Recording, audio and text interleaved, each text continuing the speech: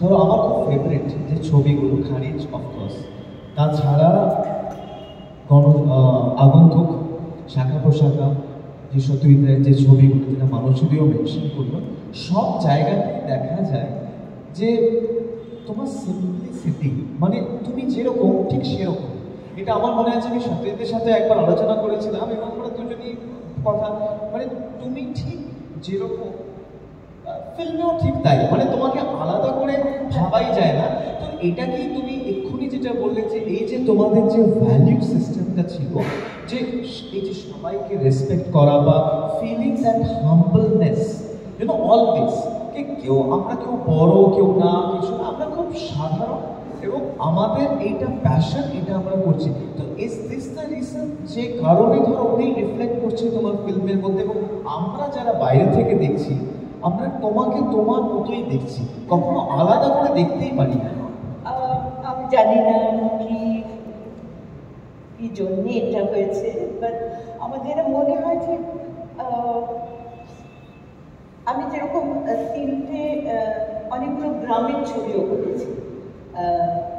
মৃগয়া আমার first film, মৃগয়া, মোকাবলি কথা, দখল, এগুলো একদম অন্য ক্যারেক্টার। সেখানে গালাগালি দিচ্ছি, এই করছি, দখলে যেরকম আছে সেরকম চরিত্র করেছি। কিন্তু আদারওয়াইজ আমার যে চরিত্রগুলো লাকিলি আমি একটা সময় অবধি যে চরিত্রগুলো করেছি প্রত্যেকটা আমার ভীষণ মনের কাছের চরিত্র। আর আমি জানি না ডিরেক্টররাও সেরকমভাবেই আমার সাজগোজ আমি যা করি আমাকে সেরকমভাবে দেখেছেন। আমি সিনেমাতেও মেকআপ করি না, আমি এমনিতেও মেকআপ করি না, মানে এই লিপস্টিক টিপ আর একটু কাজল কাজল করলাম, এছাড়া আমি কিছু করি না। তো ওইরকমভাবেই আমাকে নিয়েছে। এখন আমি আরেকটা জিনিস এনজয় করছি, এখন লোকে আমাকে নিয়ে এক্সপেরিমেন্ট করছে, মানে অ্যাট দিস এজ এখানে এসে আমি যেরকম শাহজাহান রিজেন্সির মতো একটা রোল,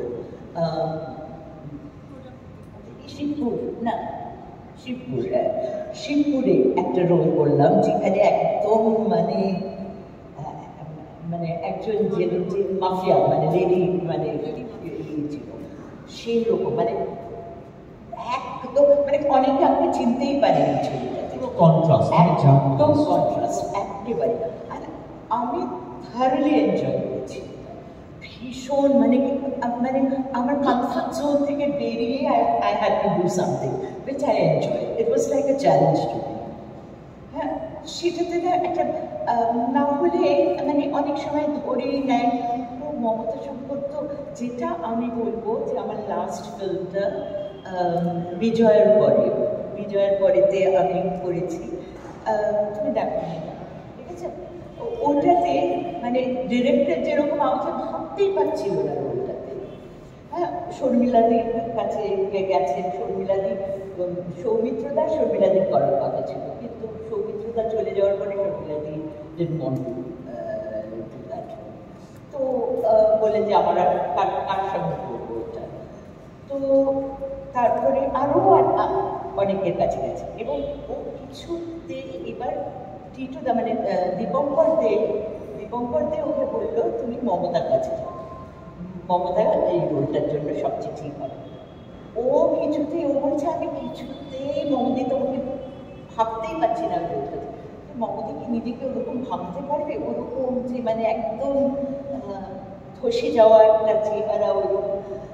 তো ও কিছুতেই ভাববে। তারপরে ও হঠাৎ আমার সব ছবি দেখতে আরম্ভ করে, দেখতে বলছে হঠাৎ একটা সময়ের থেকে একদম হয়ে গেল হ্যাঁ মমতি চালাম।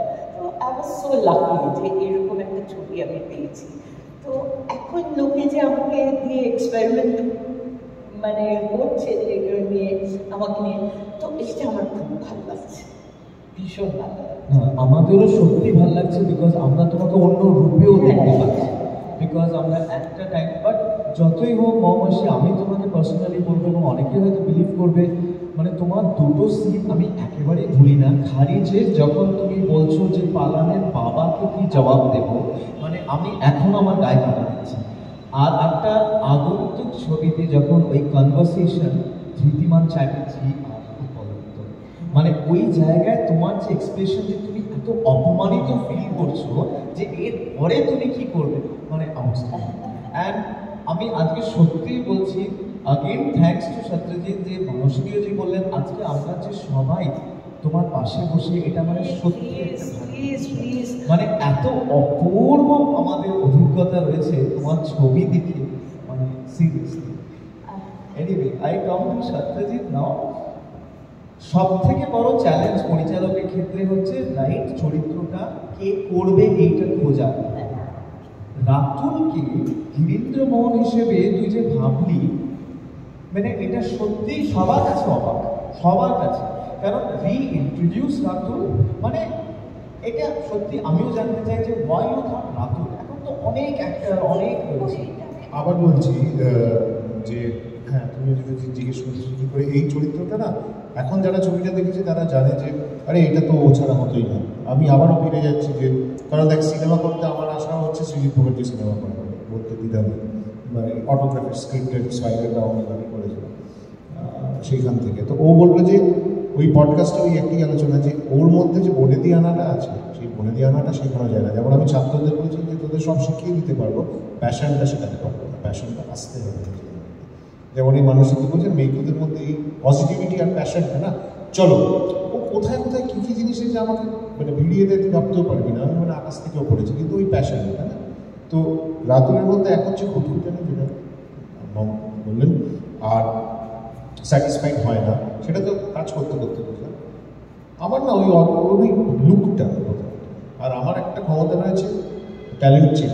আমি তো প্রচুর এখানে ডেবিউ হয়েছে এই ছবিতে, শুধু এই ছবিতে না, ওদের মানে বহু হিরোইন আমি সৃজিতকে দিয়েছি যে একে নিয়ে ভালো, এবং আমি যদি বলে দিই নেই মানে নেই, সেটা হয়ে যায়। এটা থাকে, ও যেমন এই রিদমটা ভগবান দত্ত, আমাদের ট্যালেন্ট স্পট করাটা একটা ভগবান দত্ত, একটা বসে যায়। যেমন আমার বাবা মিউজিশিয়ান, মানে প্রফেশনালি নন, আমি আমার ভাই আমরা পিয়ানো বাজাতে পারি জেনেটিক্যালি, আমরা কেউ শিখি পারি এবং যথেষ্ট ভালো দক্ষতা দিয়ে পারি। কী করে পারি জিজ্ঞেস করলে জানো? হ্যাঁ, তো আমার জিজ্ঞেস আপনি কার কাছে শিখেছেন? কারোর কাছে না, বাবা পারেন আমি পারি, এরকম। তো ওই একই জিনিস ওকে ওর ওই একটা ইনফ্যাক্ট একটা হোয়াটসঅ্যাপ পাঠিয়েছে, আর আমরা তখন এই চরিত্র বাঁচতে গিয়ে না পাচ্ছিলাম কে করবে, কারণ অন্য বিলেত থেকে ফিরেছেন, হোটেল করেছেন। এখানে ধর সবাই খুব একটা আবার মানে কী বলবো আর কি, মানে সচ্ছল হবেন না, ধর ইংরেজি বলতে পার্টিকুলার। ওখানে এই ছবিতে অনেকগুলো ইংরেজি ডায়লগ রয়েছে, তাকে তাহলে আবার বাঙালি চরিত্র করে দিলে পরে তাহলে তিনি বিলেত থেকে কী করে এলেন, এই সমস্ত হার্ডলস ছিল।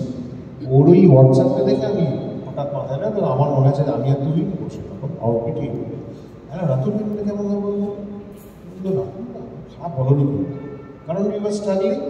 তখন সঙ্গে সঙ্গে ফোন করে বললাম যে তুমি এসেছো, that is how it came up. But ওই হয়ে যায়। আমি যে হোয়াটসঅ্যাপটা পাঠিয়েছিলাম সেটা আমি এখন খুলি, আমার ওই ব্রডকাস্ট লিস্টে আমি মিউজিক গিয়ে কিছু তাই করি। বাট এটা কিন্তু খুব রেয়ার, বিকজ সত্যজিৎ বোধ হয় হোয়াটসঅ্যাপ যাওয়ার আগে খুলি। হ্যাঁ এক্স্যাক্টলি, আমি আমার এটা একটা সাংঘাতিক। তুমি যে কোনো মুহূর্তে যে কোনো রাত্রি বিলের যখন তুমি একটা হোয়াটসঅ্যাপ পাঠাও, ইনস্ট্যান্ট করতে পারো। ও কী করে এটা করে আই হ্যাভ নো আইডিয়া। মানে যখন আমাদের এই ফিল্ডিং চলছে, প্রমোশন, মানে পাগলের মতো অবস্থা, আমি জানি তার মধ্যে মানে আমিও ইয়ে করে করে হয়তো একটা হোয়াটসঅ্যাপ করলাম, ঠিক আছে, ইনস্ট্যান্ট। তুই তো একটু আগে পাঠালি যে এটা পেন ড্রাইভটা কথা, আমি ততক্ষণে 5টা লোকে করে নিয়ে যার পেন ড্রাইভ যার কাছে রয়েছে তার থেকে আমি কনফার্মেশনটা নিয়ে নিয়েছি। এটা ক্ষমতা, আমি ওটাই বলছি। বাট আমি এটাই বলবো, এই রাইট চয়েস বেবি। আমার সত্যি মনে হয় না গিরীন্দ্র মোহন আর কেউ করতে পারতো না। এবং আমি জানি না কারা কারা দেখেছেন, যদি না দেখে থাকেন please go and watch, check in check out. রাতুলকে আপনি বহু বছর বাদে দেখবেন এবং একটা নতুন রূপে ছবিটা তৈরি করা, মানে এটা কিন্তু সত্যি অন্য রকমের ছবি, এটা আমি বলতে পারি।